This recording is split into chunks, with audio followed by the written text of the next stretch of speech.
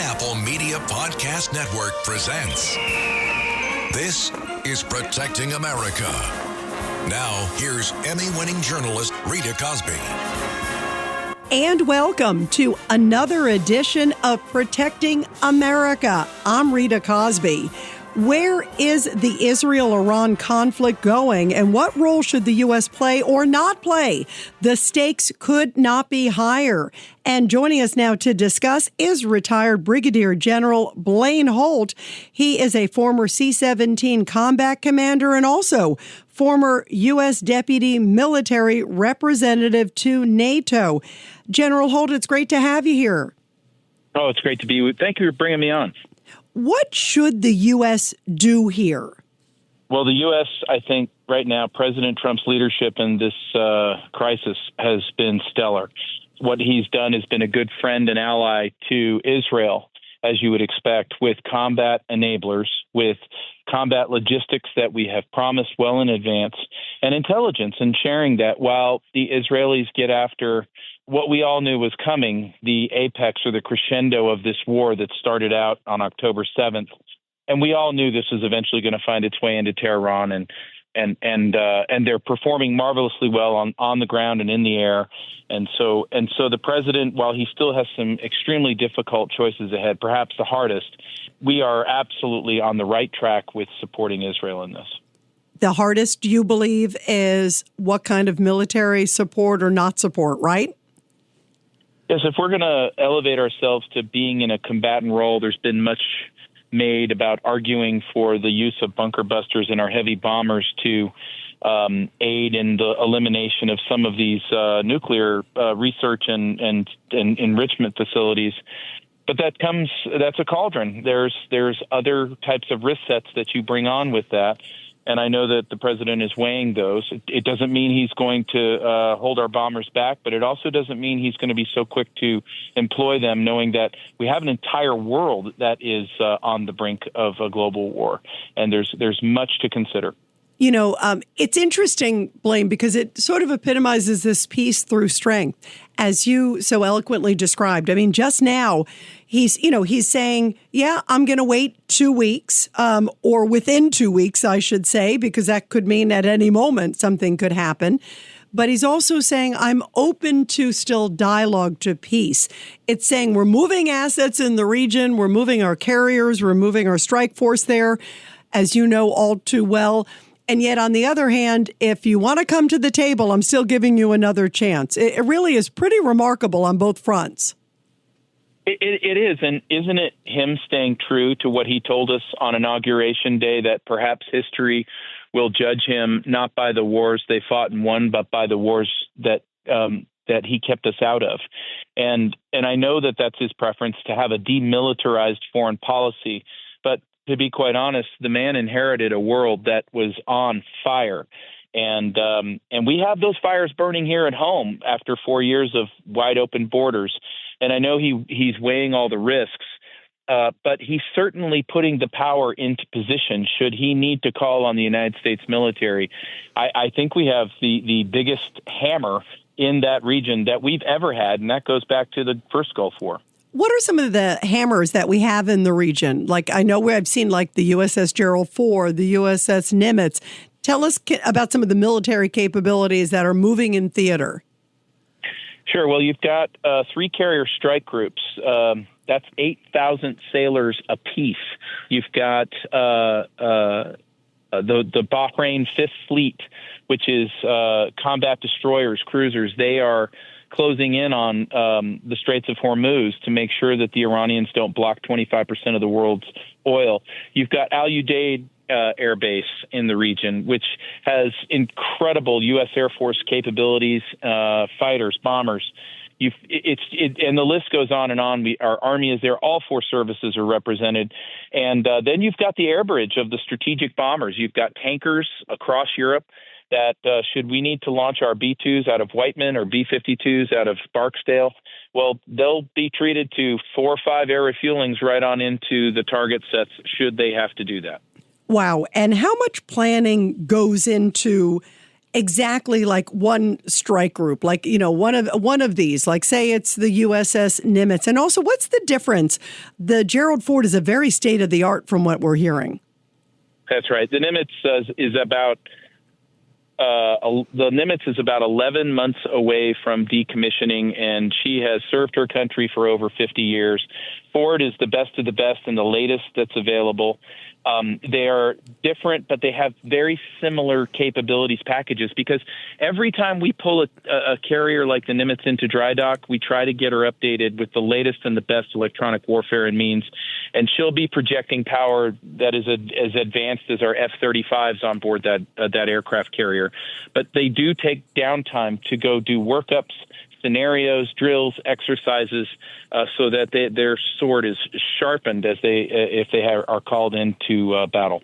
Hi, I'm Richard Karn, and you may have seen me on TV talking about the world's #1 expandable garden hose. Well, the brand new Pocket Hose Copperhead with Pocket Pivot is here, and it's a total game changer. Old-fashioned hoses get kinks and creases at the spigot, but the Copperhead's Pocket Pivot swivels 360 degrees for full water flow and freedom to water with ease all around your home. When you're all done, this rust-proof anti-burst hose shrinks back down to pocket size for effortless handling and tidy storage. Plus, your super light and ultra-durable Pocket Hose Copperhead is backed with a 10-year warranty. What could be better than that? I'll tell you what, an exciting radio-exclusive offer just for you. For a limited time, you can get a free Pocket Pivot and their 10-pattern sprayer with the purchase of any size Copperhead hose. Just text WATER to 64,000. That's WATER to 64,000 for your 2 free gifts with purchase. WATER to 64,000. By texting 64,000, you agree to receive recurring automated marketing messages from Pocket Hose. Message and data rates may apply. No purchase required. Terms apply. Available at pockethose.com/terms.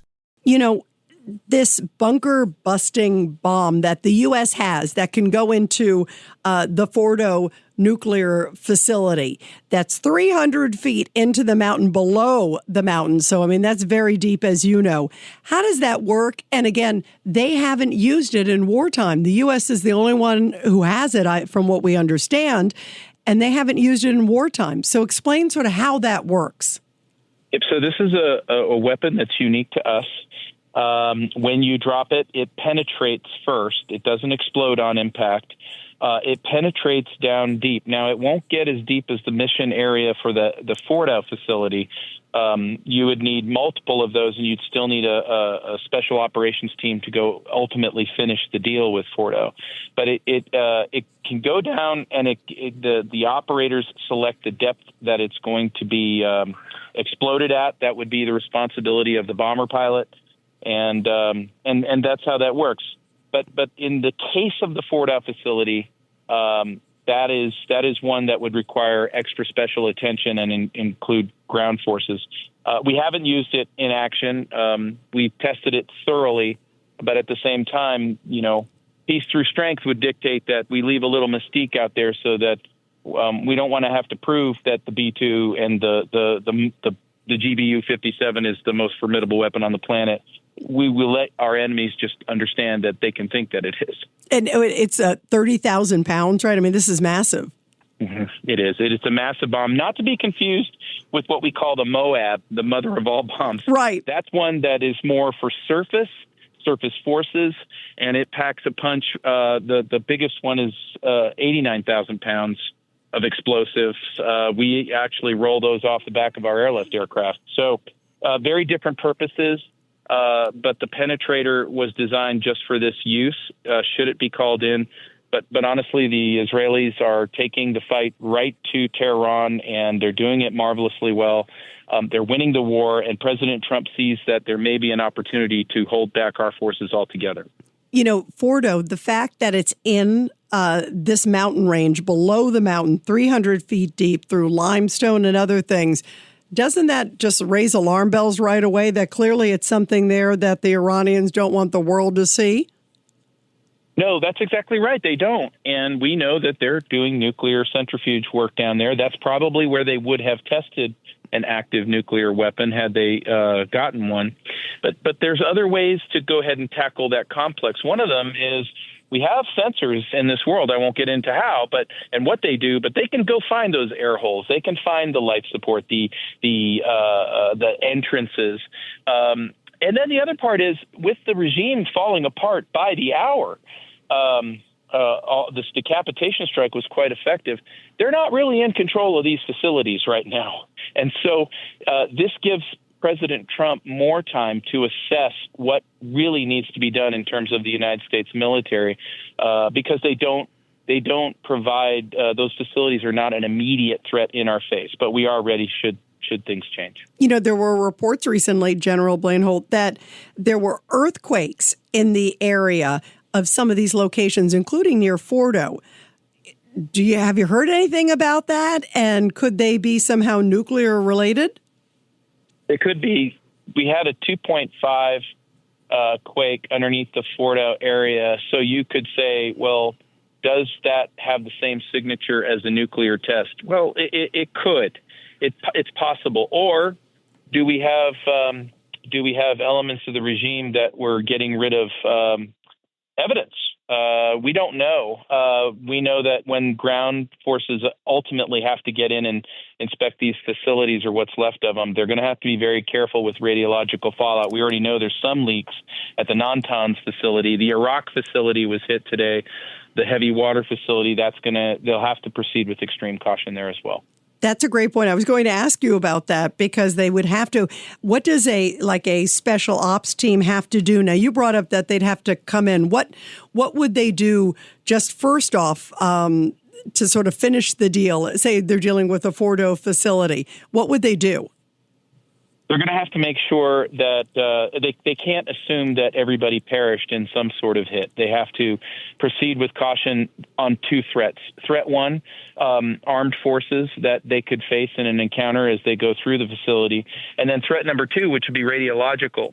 So this would be some of the toughest fighting you could possibly imagine. They will be completely kitted out in what we call MOP-4 gear, mission-oriented posture. That's all of your anti-nuclear radiation protection gear. It's very difficult to maneuver in and fight in.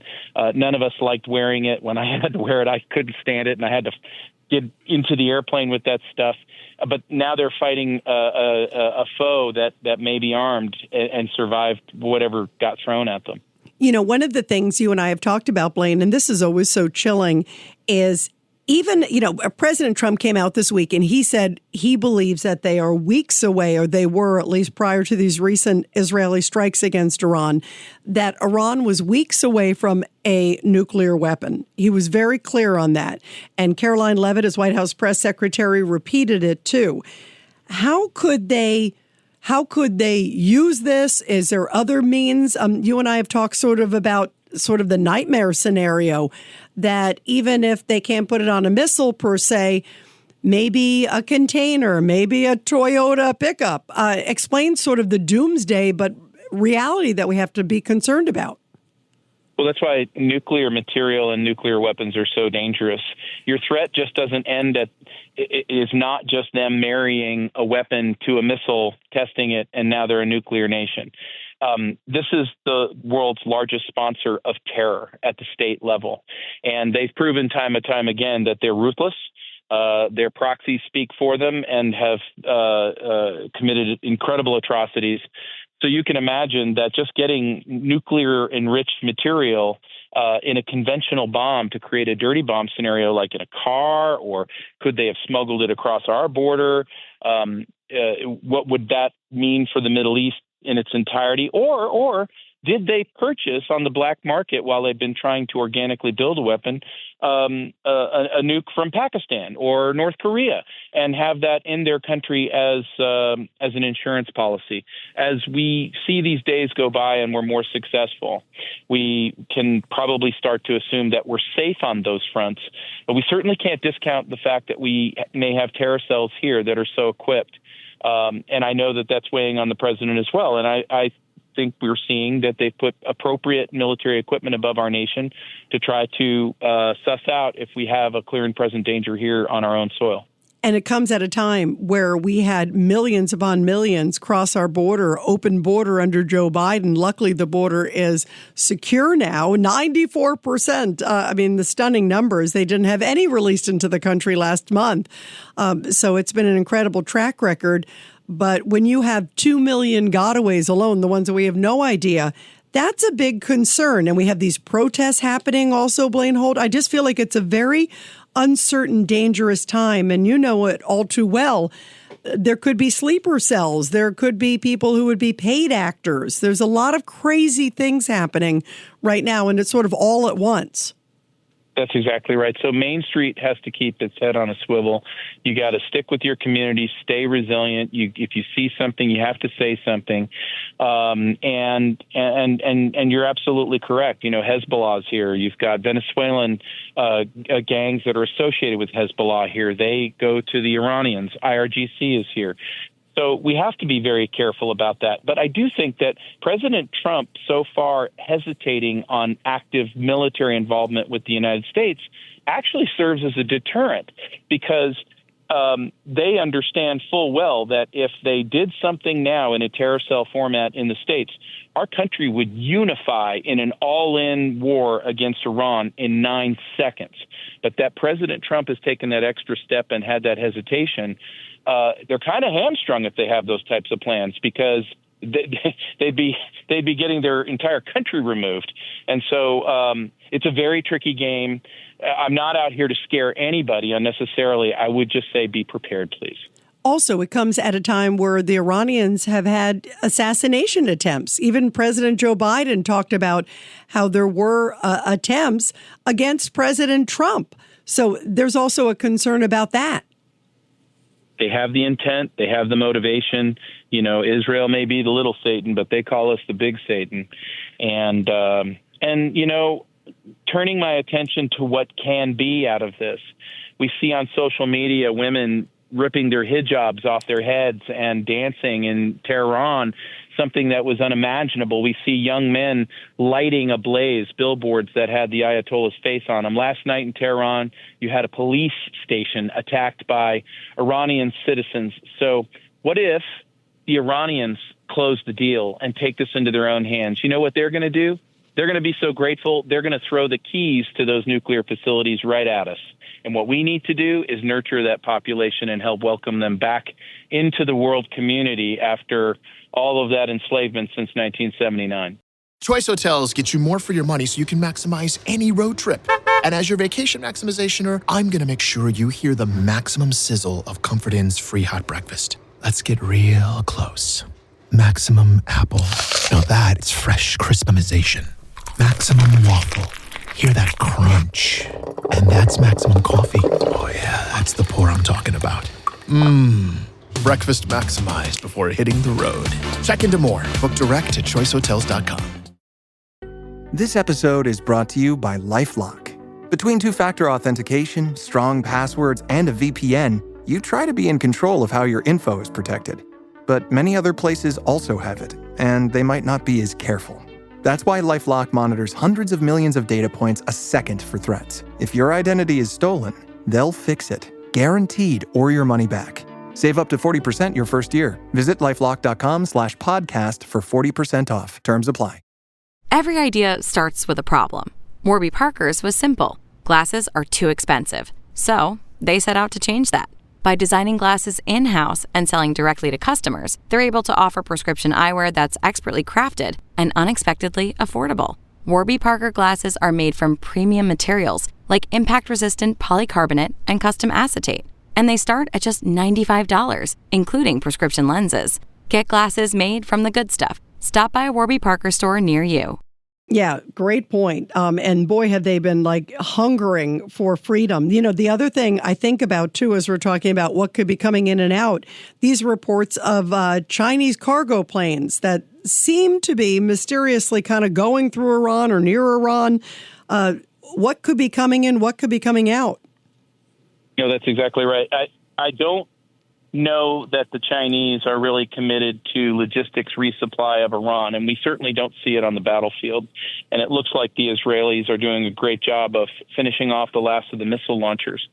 But what I'm concerned about is did China send 3 cargo jets into Iran to basically start a crime scene cleanup, if you will. So did they have aiding and assistance in the nuclear realm, and they want their stuff back because they certainly don't want President Trump or the United States to find out that they've been aiding and abetting an enemy that is committed to getting a nuclear weapon and using it against Israel and the United States. No, that's a great point. You don't know, trying to cover up the evidence, if you will, knowing that the good guys are coming in. Before I let you go, also, there's a lot of talk about the fate of the Ayatollah, the head leader there in Iran, because we know that the intelligence chief, Blaine, was taken out, and then the one who replaced him was taken out. Nobody obviously wants to be the intelligence chief. They'll say, I'll pass on that job. But now, of course, the Ayatollah, and there were reports that he's in hiding somewhere in a bunker, potentially maybe south of Iran. There are also government planes that have kind of been flown out of there. What do you think is the future of the Ayatollah? I don't know that the Ayatollah makes it out of this, quite frankly. But it remains to be seen. Bad guys have this weird way of surviving, but we're going to find out here shortly. And again, the time of the Ayatollahs, I believe, in Iran is up, and I think that we're going to see a new government and a new people emerge. And I'm very excited about that. Is it important to get rid of the Ayatollah? It seems like the Israeli defense minister is signaling that's sort of the next potential, or unless it's hanging it over, using it as a bargaining chip. But it clearly seems that they're comparing him to Hitler. Does it seem like his days are numbered? I think his days are numbered. I don't think he makes it out of this at all. You don't. And obviously that would be a good thing for the great free people of Iran. Yeah, no, I think they have a bright future in front of them. We just got to get through these dangerous days. Yeah, 100%. Well, everybody, be sure to subscribe and share to this podcast. Brigadier General Blaine Holt, you are terrific. What an interesting and really important podcast.